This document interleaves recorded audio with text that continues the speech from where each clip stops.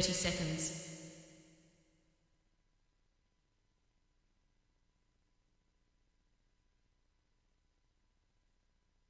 20 seconds.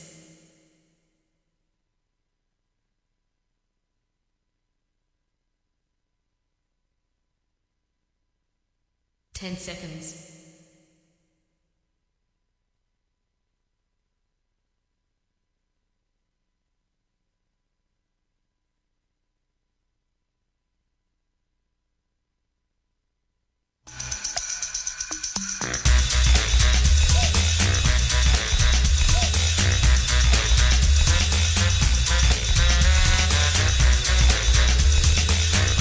Hi. My name's J.C. McCauley. I'm Naisha McCauley, and you're watching AccessTV.org.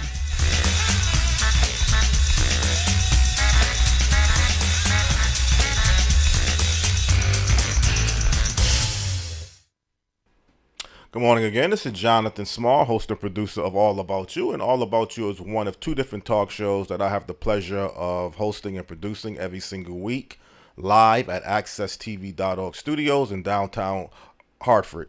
And All About You is a show that's designed to give you, the viewers, the guests, his or her life story and talk about exactly what their life is all about.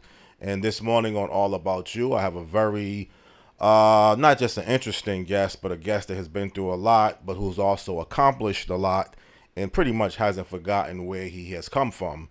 And the guest this morning is the founder and CEO of Raleigh Boots on the Ground, located in Wake County, North Carolina, no other than Gerald Givens Jr. Good morning, Gerald. How are you doing? Good morning, and thank you for having me on the All About You show, and good morning to your audience as well. Okay, it's our pleasure, Gerald.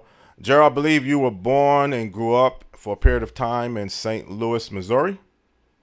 That is correct. I was born in St. Louis, Missouri at Homer G. Phillips Hospital.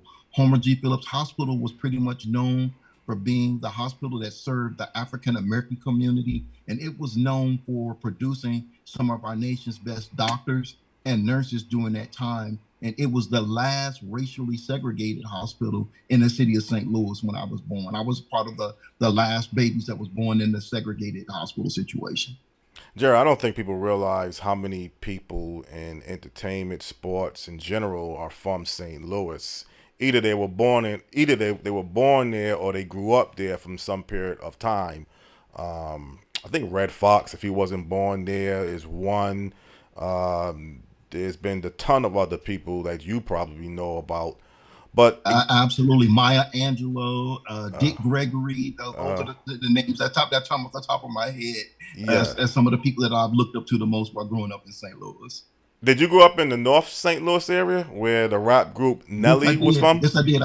Yes, I did. I grew up pretty much over. It's an area called North Missouri, which is not too far away from the airport. And I went to elementary school there, and I also graduated from high school there.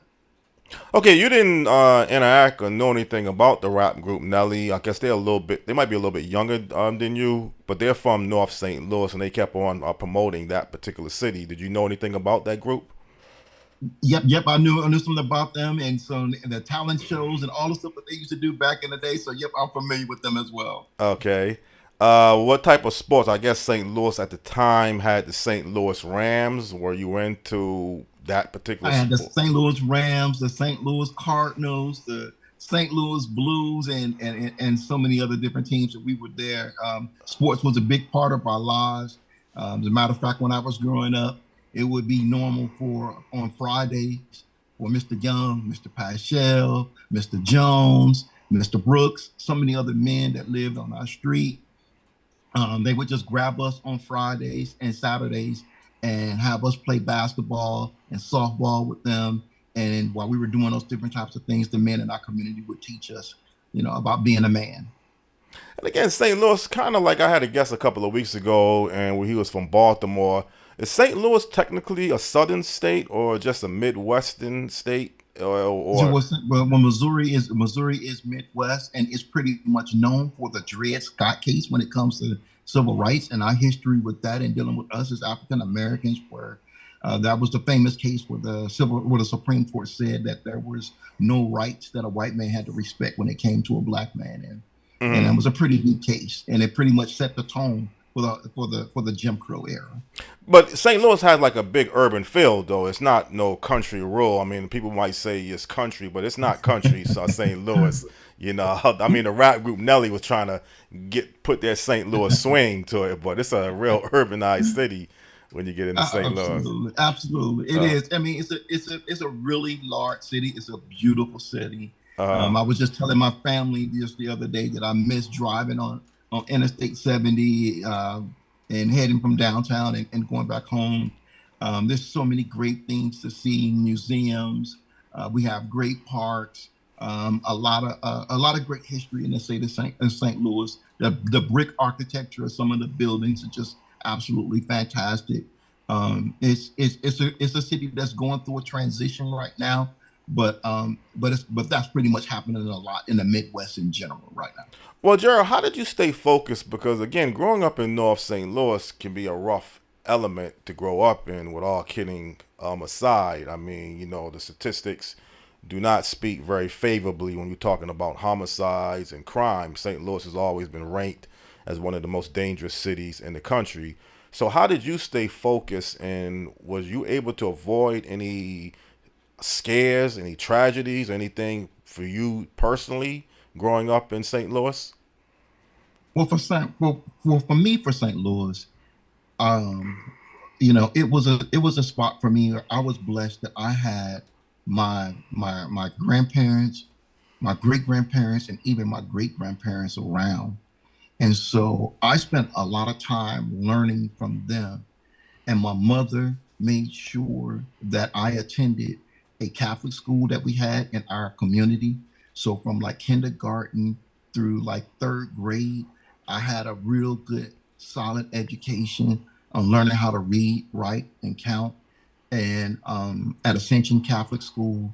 And then, I also had my parents and my grandparents were involved in the movement, involved in the struggle. My grandfather, he painted Corvettes and he painted the airplanes at Boeing.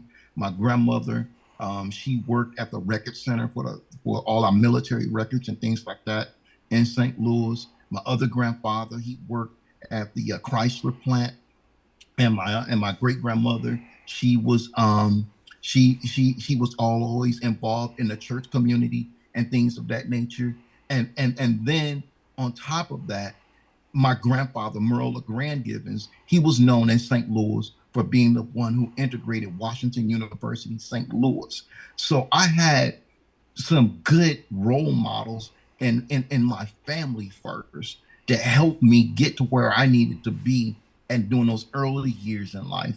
And then my father, unfortunately, when I was a young baby, he was incarcerated. And so he wasn't there pretty much from like age 3 to pretty much age 7, at that part of my life. And then when he did get released from prison, he went to Detroit, Michigan. And my mother, of course, we followed him. And then that's when I had to really start facing some of the most challenges in growing up as a child on the west side of Detroit. Well, Gerald, how old were you when you went to Detroit, Michigan? I was about 7 years old. And I'll never forget when I got to Detroit and I arrived at the airport, and for the first time, I heard the song Off the Wall by Michael Jackson. And immediately when I got off the plane, and there was my aunt Elaine, and she was one of the foxiest people I had ever seen at that time. And she had on this big, beautiful fur coat, and she's a beautiful woman. And Detroit just seemed so big and so fast, at 7 years old. And it was definitely at a different pace than what I was used to growing up in St. Louis. Now, when you went to St. Louis, I mean, you went at a young age. So, I mean, was it something that you felt was a challenge, or something that you just was easily to adapt to when you had relocated and moved to Detroit?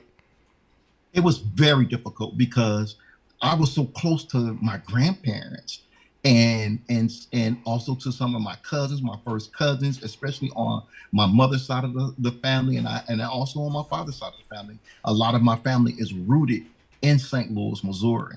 And so it was very hard to be able to break that connection from them because I was used to spending the weekends with them and just doing all different types of activities with them. So it was a total different approach. And then when I moved to my block on the west side of Detroit on Waverly, right off LaSalle Street, it was an eye-opening experience. I went outside to go play for the very first time. Some of the guys were outside playing football, and so I went across the street and I said, "Hey, can I play?" And they threw me the football, and everybody tackled me and they beat me up. Oh boy. And that was my initiation into my block, basically. And I Right. remember getting up and walking back home and going home and telling my mother, "Those guys don't know how to play football." Oh boy. So I mean, when you're getting beat up like that, how I mean, did you took that like as a scare or just a wake up call? Because that's kind of not the norm that you want to meet a group of people and then all of a sudden you end up getting beat up. So I mean, what was your whole feeling like after that incident? Well, I didn't know what to take of it at the time because I was so young. I had never experienced anything like that. I Mm-hmm. mean, sure, in St. Louis, I had little skirmishes and stuff like that, but with other kids and stuff growing up. But to that scale of trying to play a game of football and just everybody beat you up, I had a busted nose and Yeah. busted lip, and my eyes was black, and so Mm. that was something that was totally different and new to me. And then the very next day, I came outside, and everybody's like, "Hey, man, I'm this person, I'm that person," and like we just wanted to let you know that this is how we have to be. We have to be tight on our block, and we all have to protect each other and be there for each other. And so that was something that I didn't really understand at the moment, but over the years I would come to understand. Well, you was like I say, you said you went to Detroit when you were 7 years old, so you were very young again when That's this true. incident took place. Hmm. But you kind of went from elementary Hmm. school to junior high school or K through 8 in West Detroit. So basically when I got to Detroit, it was pretty much I was probably like in the third grade Mm-hmm. and second yeah, I was in the third grade, and where I met probably one of the best influences in my life, my teacher, Miss Wilkinson, Mm-hmm. who saw that I had a good ability of being able to read and write and being able to speak aloud. And she invested in me the entire school year that I was there with her in her classroom. And but growing up during that time, um, I was in elementary school, and then I went to middle school at Longfellow Middle School, and then I went to Inkster Senior High School, which is a little bit further out in the suburbs up in Inkster, Michigan.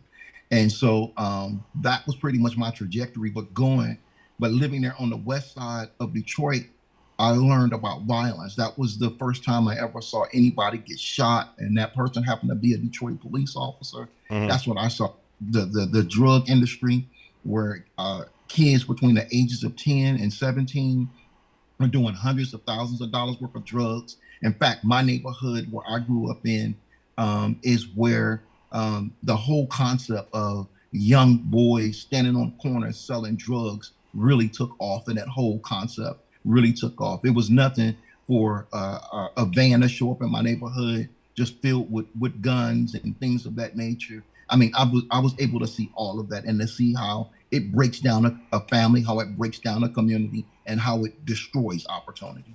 Well, how was you able to say, come to a point in your life at that stage to say that I didn't want nothing to do with this particular element that exists? I want something better because those are not easy obstacles to be surrounded by. And I think you mentioned that you had someone in your life, I believe in St. Louis, but regarding Detroit now, how were you able to say, look, I want a better life. I don't want to participate in this type of illegal drug activity and gangs and the other eyesores that exist at that particular time and stage of your life? Well, the first person that really did that was my mother, Mm-hmm. because my mother, she made me be responsible for taking care of the elderly people on my block and in a radius within our community. And so I would do the things like go over to their house and take out the trash, I would run errands for them. I would cut the grass for them. I paint. I do anything that they needed to do. And a lot of the times when I was spending time with the elderly people in our community, that's when they would sit down and they would teach me about people like Mary McLeod Bethune and teach me about W.E.B. Du Bois and Duke Ellington and Louis Armstrong and Muhammad Ali and so many other different great heroes of our time. And they would talk about the different things that they experienced. And I got wrapped up in those stories. And then I could go to the library, which is really my sanctuary. And I would go back and validate some of these stories that they were saying. And I could see that these people were making all these different achievements and participating in excellence across our country. And I figured, that's the path that I wanted to go into. And then my dad, he did something that at the time I was so angry about. He would make me sit in a den and I would have to read the dictionary and I would have to be able to read the word, define the word, spell the word, and then be able to use that word into sentence. And he would also make me master addition, subtraction, multiplication, and division. I wanted to be outside playing basketball, football, and baseball and just having a good time. But my dad put me in that room and made me study. And I think that really made all the difference in the world between serving my community as what my mother rooted me in and learning how to study was what my father made me do. Well, Gerald, was your life story or your pattern at that time kind of unique or rare to other kids in Detroit or West Detroit, or was this something kind of the norm that many kids your age go to other people in the community? I would assume, but I'll let you verify it. Probably weren't too many two-parent households in West Detroit. So again, was you kind of the unique case, the rare case, or was your pattern kind of the norm? Well, I'm going to say that I was in kind of like a situation where the norm, and where I'm going to, and what I'm going to explain about that is that my father during those years was in and out of prison. He was Okay. in and out of jail.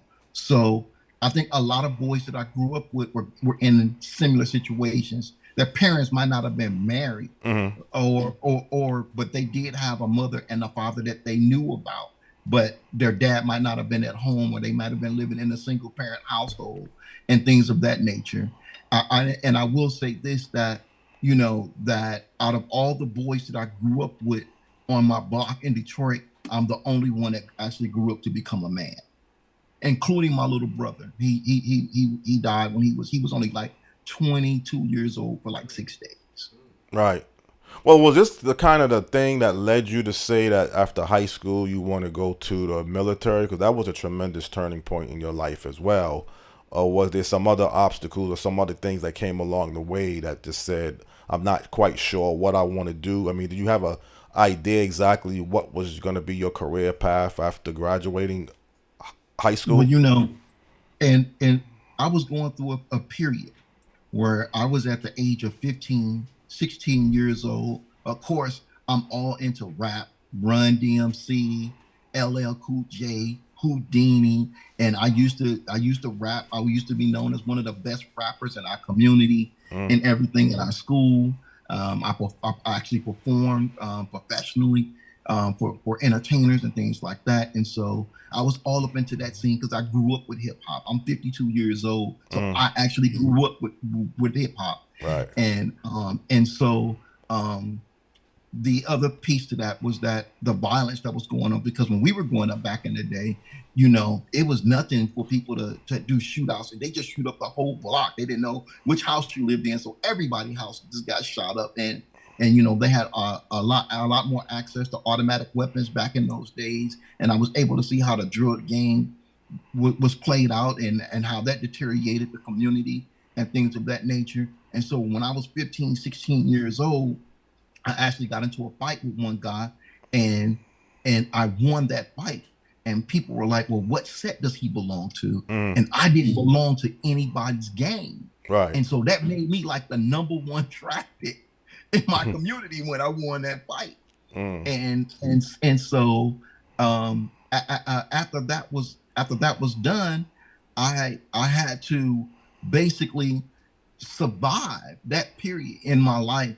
And then it just came to a point to where when I was 16 years old and I witnessed two people be murdered, and I called my grandmother and I got on the phone with her and I said, Granny, I got to get out of here. I want to grow up. I want to be a man. I want to be somebody in life.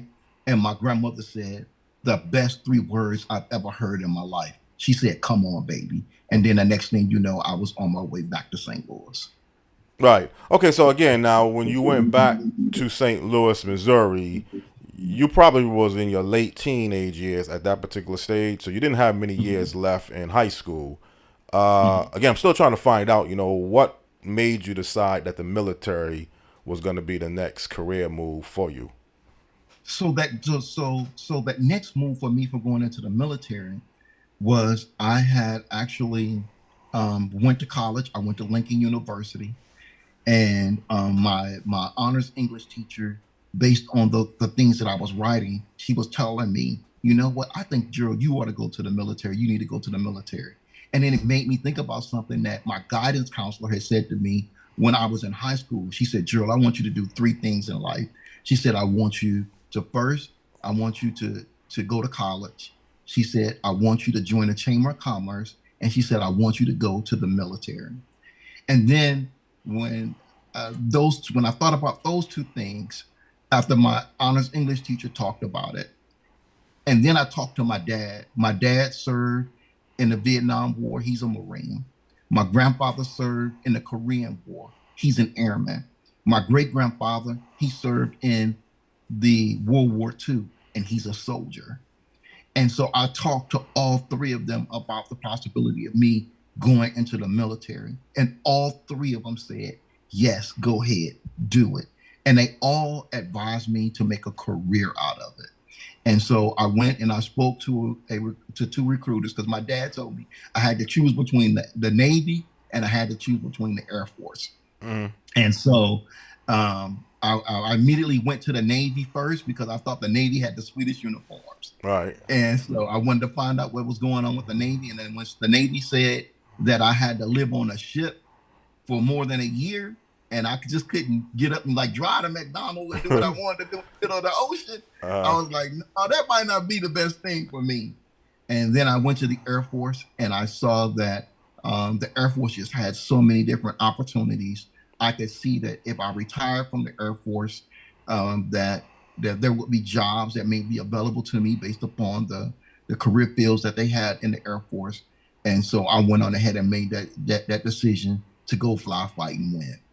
And then when you went to the Air Force, that also opened up the opportunity for you to travel and see different parts of the country and the world.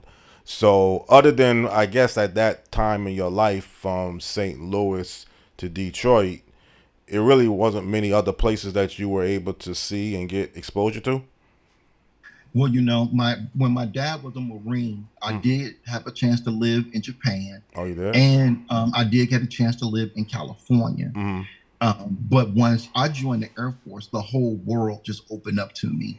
I started out at Air Force Basic Training in San Antonio, Texas. I left Texas and I went to Denver, Colorado for my technical training. And that was a whole experience in itself, because here I am, this city boy, and I'm outside playing basketball in Denver and it's 90 degrees and it's a snow-capped mountain in the background. And that used to just trip me out. I was just like, how can it be a snow-capped mountain in the background and it's 90 degrees outside and I got on a pair of shorts? That used to just trip me out all the time. And it was just so beautiful there in Denver. Then I left Denver and went to my very first assignment at Hurlburt Field Air Force Base, which is a Special Operations Command headquarters. And I was there for about 4 years. And while I was there, I pretty much traveled the entire planet. I went everywhere in Air Force Special Operations, and it was just a great experience all in itself.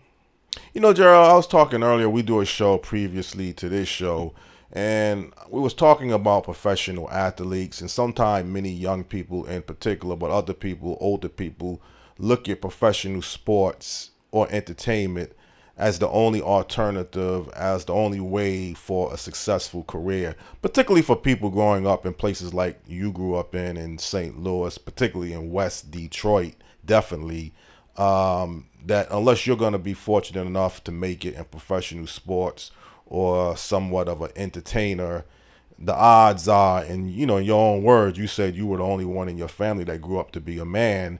I don't know if you mean physically a man or just someone as an adult man being a responsible citizen, taking care of themselves and their family. But sometimes people don't look at the military as another alternative that could be more, well, probably in most cases it is more likely that you have a better chance at entering the military than you do professional sports. Do you think sometime your life as an example could be very inspirational and educational to other people, particularly that you serve with in your community? Absolutely. And let me say that, it was that I was the only one on my block that grew up to become a man. Everybody, all the other boys that I grew up with on that block that I showed up with outside, and like they beat me up, they all died before 21 years of age. Well, And so that was something that stuck with me. And it also gave me that drive to want to do better and to be better. And in the military, you would say, well, why would you go to the military? And that's such a dangerous job and things of that nature. But when you join the military, you learn about teamwork, and you learn about trust, and you learn about responsibility. You learn about accountability. You learn about leadership. It's very strong into building your character as well as to building your skills while you serve your country. And I definitely encourage all young people to at least do 4 years in the military. I served 20 years in the military. But I encourage you to do at least 4 years, because if you do 4 years, you're not going to be the same person that you were the day when you signed up and when you joined. You learn how to be effective at being a leader, because everyone has the capability to be a leader. You learn the importance of service because everyone have the ability to be able to serve.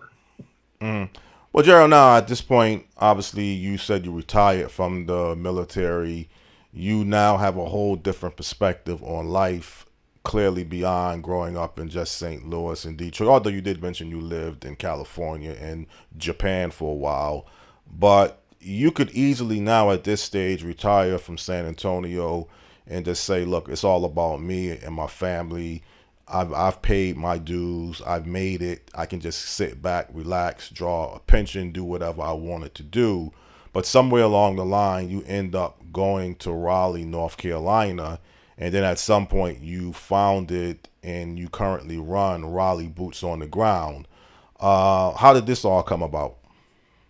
Well, first of all, I had great mentors in the Air Force, and some that I was very fortunate with being able to have.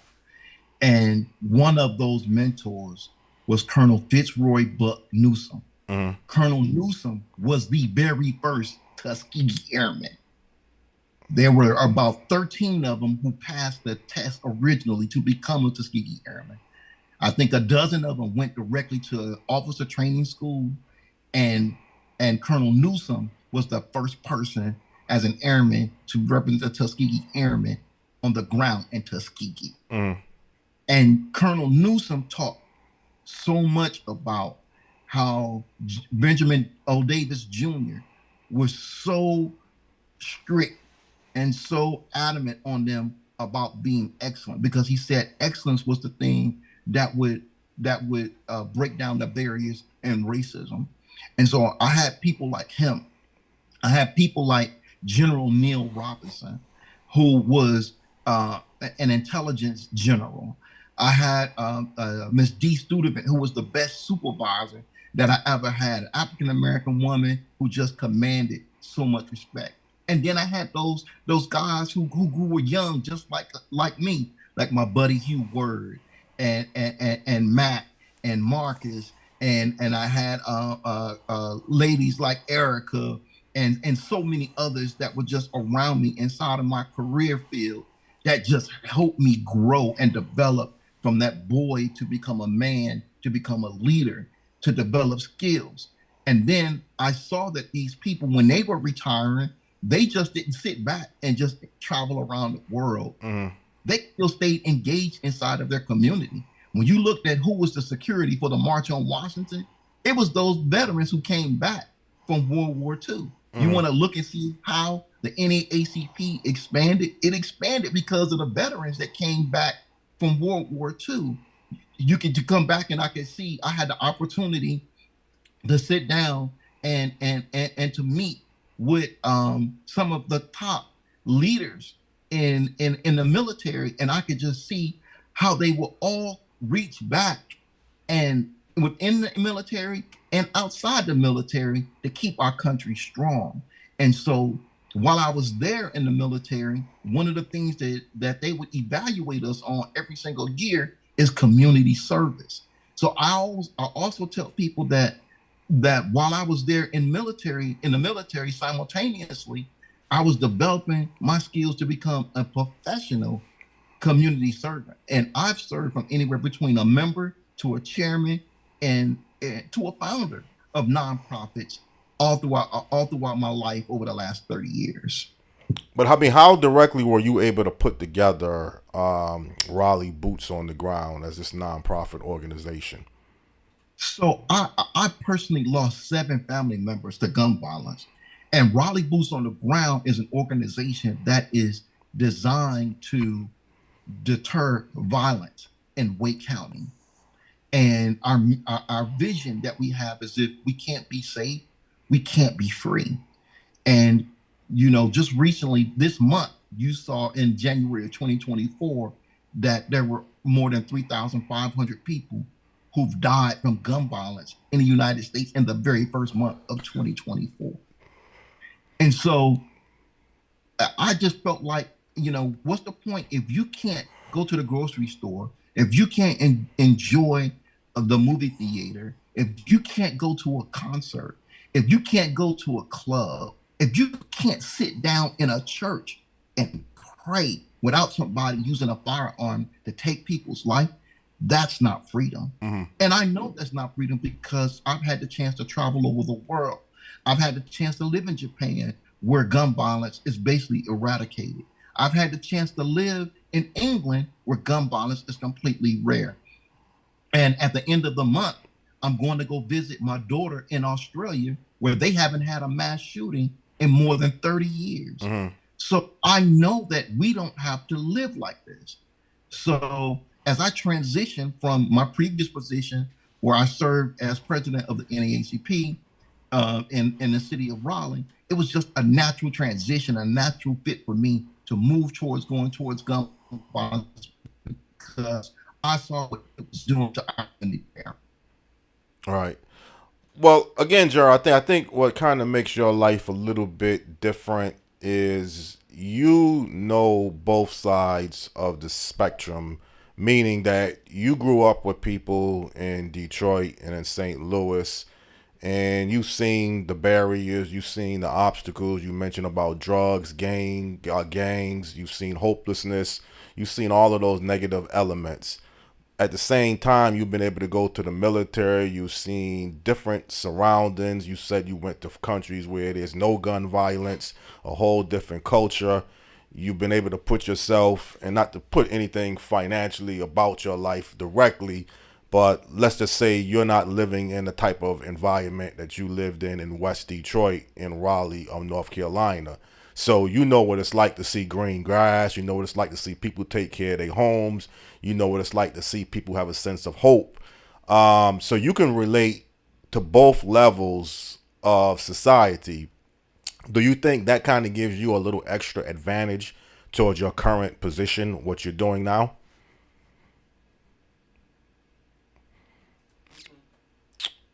Is he there? Okay. Okay. All right. We'll have to wait to our guest. We have some little technical issues. Just trying to wait till the guest comes back and everything. He's back? Okay. Gerald, did you hear what I just asked you, or do you need me to repeat it again? If you can go ahead and repeat that, I just lost my iPad, and now I had to go ahead and sign in on my phone. But we had to adapt. Okay, no problem. Gerald, I was saying, what kind of makes your life a little bit different than the normal person is? By you growing up in St. Louis and West Detroit, you see the other side of America and society of hopelessness, drugs, gangs. You've lost family members, I believe 7 through gun violence. And you've also been able to live in Japan. You lived in England. You have a daughter you mentioned in Australia that you're about to go to. So you know parts of the world where there is no mass killings or very little. And now currently, and again, not to really put your social economic status on the line or out there, but I would assume you live in a community where people own homes, take pride in their community, probably directly very little gun violence and hard crimes. So by you having the advantage of growing up on 2 different social economic scales in America to currently the type of America where you're living at now, do that kind of helps you, gives you any advantages towards what you're currently doing, or does it really don't make a difference in your opinion? It does make a difference because I'm able to balance things. You know that if you get too much oxygen, you burn. You get too little, you choke. Life is about balance. And so I've been able to go from one end of the spectrum to the other end of the spectrum, to where I lived in a house where our dinner table was a milk crate and and plywood. That's what our dinner table was made out of. To now I just bought my wife a beautiful dinner table for our family to have dinners and to host events for the holidays and things with. So I know what it's like to not have anything, and then I do know what it's like to have something. I know what it's like to live in peace, and then I know what it's like to live when you're totally unsafe. And being able to have that ability gives me a superpower when I'm in a boardroom, when I'm in a community meeting, when I'm visiting a church, when I'm organizing with leaders to make our lives better in all aspects. We're talking education, entertainment, labor, law, politics, religion, in all aspects that make our society move better and move ahead. That's my superpower. Now, currently, again, as the CEO and founder of Raleigh Boots on the Ground, it's just not a typical anti-violence organization. You do many other things beyond just that, but you definitely take out a lead in certain areas of gun violence. I believe Raleigh had some type of mass killing, if it's not last year or 2 years ago, that took the lives of 5 different people. Then you're talking about a high school student being 14 years old of age, I believe, killed in South Raleigh High School not that long ago. So you still see a form of violence, even though you have been able to get beyond the norm of a previous level of growing up in hardcore areas of the country. There's still no escapism if you really look at it from what Raleigh just was hit with over the past couple of years. I mean, just last night we had 2 shootings last night, and so this issue is something that's it's impacting everybody, anywhere, anytime, and that's why we have to get a handle on this situation. You know, I'm all for being able to own a firearm, but I'm for responsibly owning a firearm. I was in a meeting about a couple of weeks ago with our police chief, and she indicated that there were more than 400 people who had guns stolen from their vehicles. That's something that people are choosing to do: leave their vehicles, leave their firearms in their vehicle. And that is something that gives 400 more opportunities for kids to have shot and killed, or people to be shot and killed. Those are little bitty things that we can do to stop this from happening. Right. And again, I think everybody need to realize, don't wait. And I guess sometimes it's normal nature because if something directly don't affect you, it's hard to really gravitate towards getting involved and trying to say what could you do to make the situation different and better. But for your organization, you're basically like a nonprofit, Raleigh Boots on the Ground. So you're not really like it's not taking money out of your own personal income. You have to get grants and other fundings to do what you're doing. Absolutely. Absolutely. And so we went to the city of Raleigh. We asked the city of Raleigh to invest 1.2 million in community violence intervention. We're currently working with Wake Med Hospital, which is our number one trauma center in our community, to stand up a hospital violence intervention program.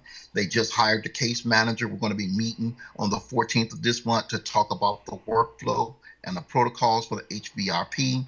We're working with the University of Southern California Safer Communities Institute to work on cognitive behavior training for our community.